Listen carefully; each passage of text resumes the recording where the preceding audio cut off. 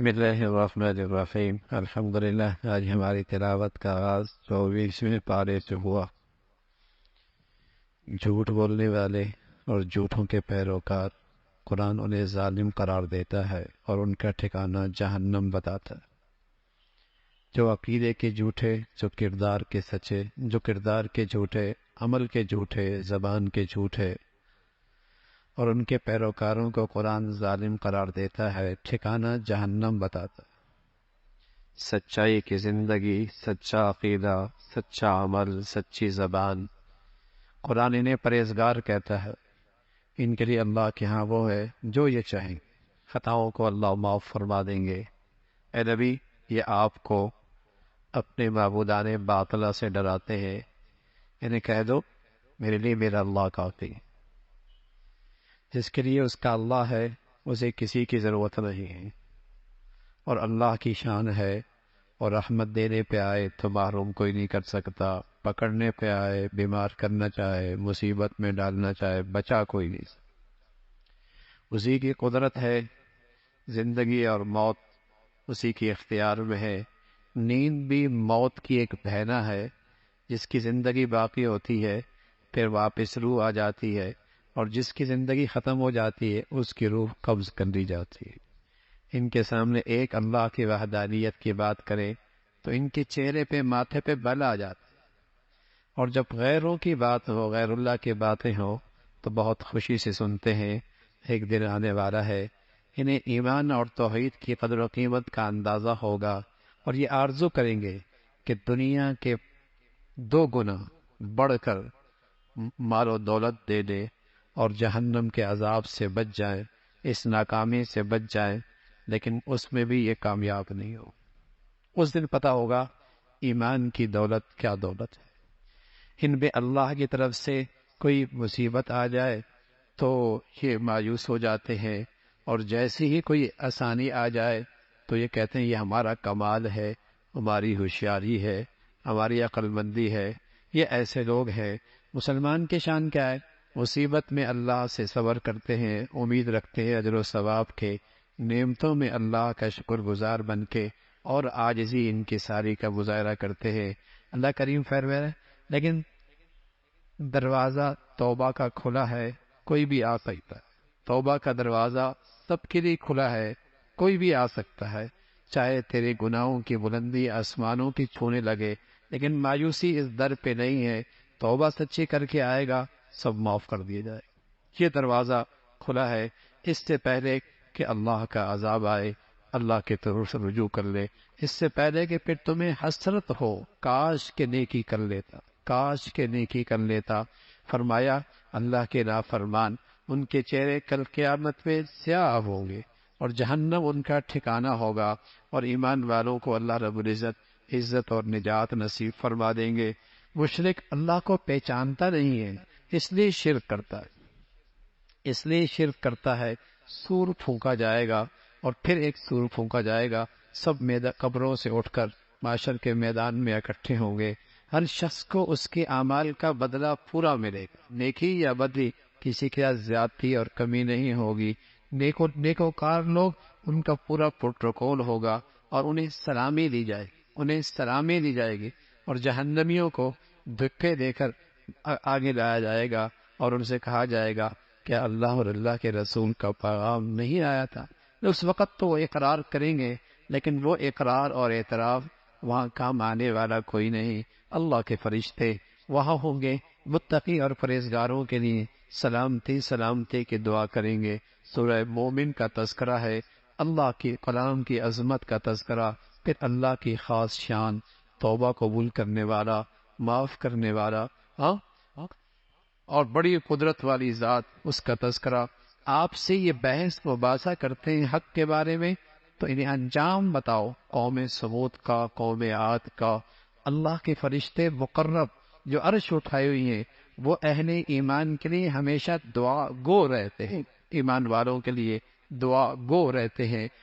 ایمان والوں کے وہ بڑے خیر خواہ ہیں، اور ان کے لیے ہمیشہ دعائیں کرتے رہتے ہیں۔ جو شخص نیکی اور تقوی کی زندگی اختیار کرتا ہے، اسے فرشتوں کی دعائیں نصیب ہوتی، اسے فرشتوں کی دعائیں نصیب ہوتی ہیں اس کا تذکرہ فرمایا. پھر اللہ کی طرف بلاؤ اور اللہ کی طرف خالص عبادت. اللہ خالص عبادت کو قبول کرتے ہیں. ایک دن آنے والا ہے جہاں چھوٹے موٹے اختیارات بھی ختم ہو جائیں گے. ایک اللہ کی بادشاہت ہوگی. دنیا میں تو چھوٹے چھوٹے بونے حکمران ہیں نا، یہ سارے اختیارات بھی ختم ہو جائیں گے. وہاں ایک اللہ کی قدرت، ایک اس کی بادشاہت. زمین پہ چل پھر کے دیکھو کیسا انجام ہوا اللہ کے نبیوں کی تنظیم کرنے والوں کا. فرعون، قارون، حامان، کیسا ان کا ساتھ اشر ہوا. ایک مرتبہ موسیٰ علیہ السلام جب حق سچ کا پیغام لے کے آئے تو یہ کفر کے سردار مقابلے پہ آ گئے اور حضرت موسیٰ علیہ السلام کے قتل کے درپے ہوئے. انہی میں سے ایک شخص جس نے نہ قوم کا لحاظ رکھا، نہ زبان کا لحاظ رکھا، نہ برادری کا لحاظ رکھا، حق کا ساتھ دیا اور حضرت موسیٰ علیہ السلام کی حمایت میں کھڑا ہوا.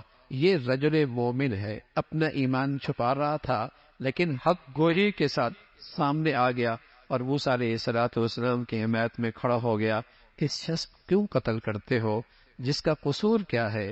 یہ تمہیں اللہ ہی کی طرف تو بلاتا ہے، ہدایت کی تو رہنمائی کرتا ہے، کون سی برائی کی دعوت تمہیں دے رہا ہے؟ حضرت موسیٰ علیہ السلام کے ساتھ تعاون کیا اور اس کے مددگار بنے، اس کا تذکرہ فرمایا اور قوم کو سمجھا. لیکن فرعون کہنے لگا میری بات سمجھداری کی بات ہے. اچھا مذاق اڑانے لگا، کہنے لگا اچھا دکھاؤ موسیٰ کا رب کہاں ہے، میرے لیے کوئی سیڑھی بنا دو تاکہ میں اس کو دیکھ لوں. اس استہزاء کا اللہ کے ہاں ایسا عذاب ہے کہ پھر اسے اندازہ ہوگا کہ اس کا کیا انجام ہوا. کہ نیکی کرنے والوں کا اجر و ثواب ہے. وہی نیک ایمان والا کہنے لگا تمہیں کیا ہوا، میں تمہیں جنت کی طرف بلاتا ہوں اور تم جہنم کی طرف بلاتے ہو. آخرت کا تذکرہ فرمایا. جب جھوٹے پیشوا ان کے پیروکار انہیں کوسیں گے کہ تمہاری وجہ سے آج مرا یہ انجام اور یہ ہماری رسوائی ہوئی، اور ان کے جھوٹے امام اور پیشوا انہیں کوسیں گے کہ ہم نے تو کچھ نہیں کیا تھا، ہم نے کہا تم چل پڑے. اس کا تذکرہ فرمایا. پھر ایمان والوں کے لیے اللہ کی طرف سے خوشخبری ہے. تمام ایمان والوں اور اللہ اپنے رسولوں کی اس دنیا میں بھی مدد کرے. یہ تو اللہ کا وعدہ ہے اور اللہ کا پیغام ہے کہ اللہ اپنے رسولوں کی اور ایمان والوں کی اس دنیا میں مدد کریں گے.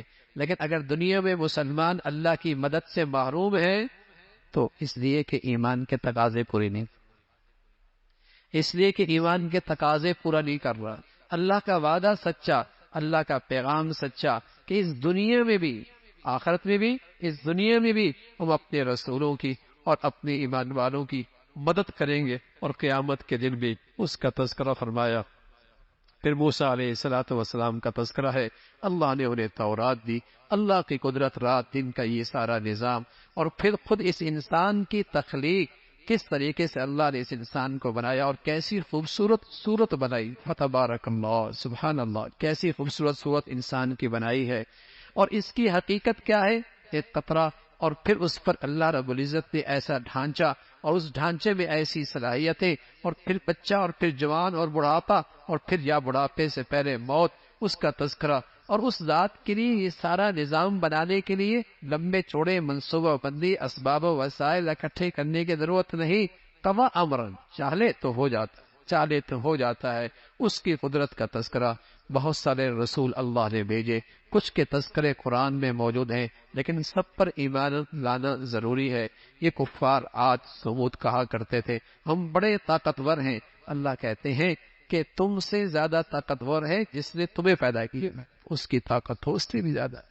پھر سورہ حامیم کا سجدہ تذکرہ ہے، اور اس میں ابتدا میں قرآن کی عظمت کا تذکرہ، اور پھر کفار اور مشرکین کا تذکرہ. فرمایا جو لوگ زکوٰۃ نہیں دیتے ان کا سلسلہ مشرکوں کے ساتھ. مشرک زکوٰۃ نہیں دیتا، کافر نماز نہیں پڑھتا، مسلمان نماز بھی پڑھتا ہے، زکوٰۃ بھی دیتا. فرمایا مشرک زکوٰۃ نہیں دیتا. وہ لوگ بربادی ہے مشرکوں کی جو زکوٰۃ نہیں دیتے. مشرک کی نسبت زکوٰۃ نہ دینے کی طرف ہے، کافر کی نسبت نماز نہ پڑھنے کی طرف ہے، اور مومن کی نسبت نماز پڑھنے کی طرف، زکوٰۃ دینے کی طرف. مومن نماز بھی پڑھتا ہے، زکوٰۃ بھی دیتا ہے، کافر نماز نہیں پڑھتا، مشرک زکوٰۃ نہیں دیتا. اس کا تذکرہ فرمایا. پھر قوم عاد، قوم سمود کا تذکرہ۔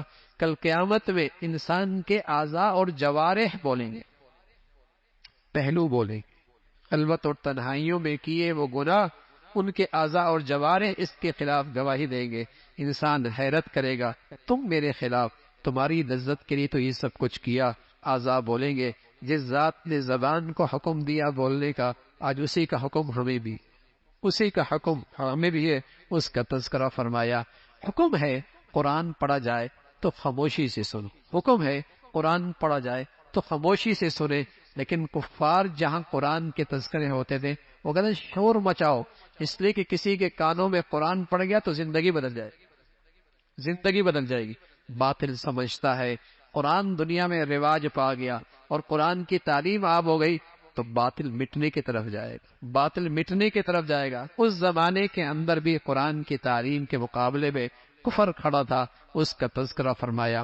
پھر خوشخبری دی، خوشخبری دی اور خوشخبری کا پیغام دیا، جو اپنے رب کے ایمان پر ڈٹا رہا، ہر حال میں اپنے اللہ کی فرما برداری کی، موت تو سب کی آنی ہے لیکن اس کی موت بڑی شان سے آئے گی، اس کی موت بڑی شاندار ہوگی، بلکہ قابل رشک ہوگی۔ موت تو سبھی نے آنے ہیں، لیکن جو اللہ کی بندگی پر ڈٹ گیا اور استقامت کا مظاہرہ کیا کہ میرا رب ہے، میرا رب ہے، اور اس کی فرما برداری پہ کھڑا ہو گیا، فرمایا اس کی موت بڑی شاندار ہوگی، اس کے ارد گرد فرشتے اکٹھے ہو جائیں گے اور اسے حوصلہ اور تسلی اور خوشخبری دیں گے، خوف نہ کر، غم نہ کر، خوف اگلی گھاٹیوں میں، غم نہ کر جو پیچھے چھوڑ کے آیا ہے، ہم تمہارے ساتھ دنیا میں بھی تھے، آخرت کے سارے گھاٹیوں میں ہم تمہارے مددگار ہیں، اور سنو خوشخبری لو، اللہ تمہارا میزبان ہے، تم اللہ کے مہمان ہو، اور اللہ کی میزبانی اپنی شان سے ہو۔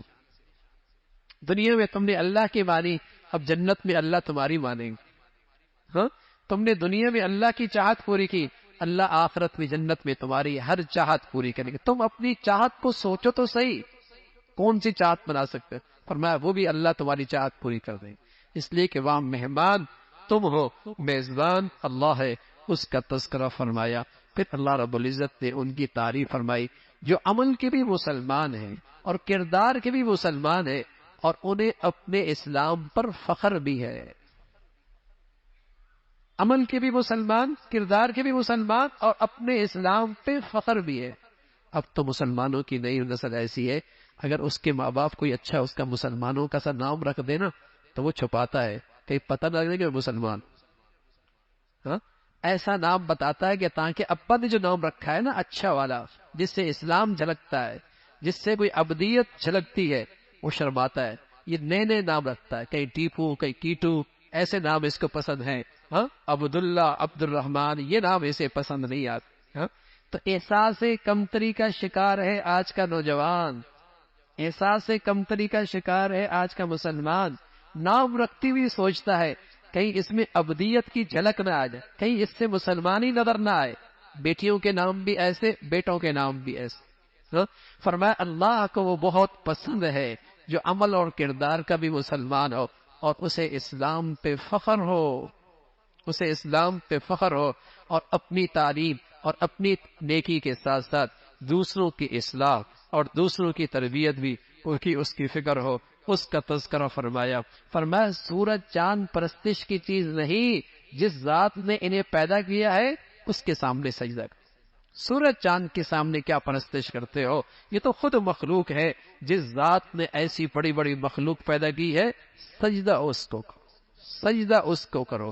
پھر اللہ کی قدرت کا تذکرہ فرمایا، بنجر زمین ہوتی ہے، آسمان سے بارش برستی ہے، لہلہانے لگتی، سبز و شاداب ہونے لگتی ہے۔ جو بنجر زمین کو اور مردہ زمین کو مولا جو زندہ کر سکتا ہے، وہ مردوں کو بھی زندہ وہ مردوں کو بھی زندہ کر سکتا ہے۔ قرآن کے اندر کہیں سے باطل نہیں آ سکتا۔ قرآن اجمی میری زبان میں نہیں، عربی زبان میں ہے، اور یہ ہدایت کے لیے ہے، یہ ہدایت کا پیغام ہے، اس کا تذکرہ فرمایا۔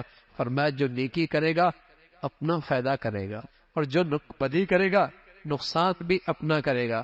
اللہ تو کسی پہ زیادتی نہیں کرتا، جو نیکی کرے گا اپنا بھلا کرے گا، اپنی کمائی کرے گا، اور جو بدی کرے گا گھاٹا بھی اپنا ہی کرے گا، نقصان بھی اپنا ہی کرے گا۔ اللہ تو انصاف کا فیصلہ فرمائیں گے، کسی پہ زیادتی نہیں کرتے۔ اللہ عمل کی توفیق نصیب فرمائے۔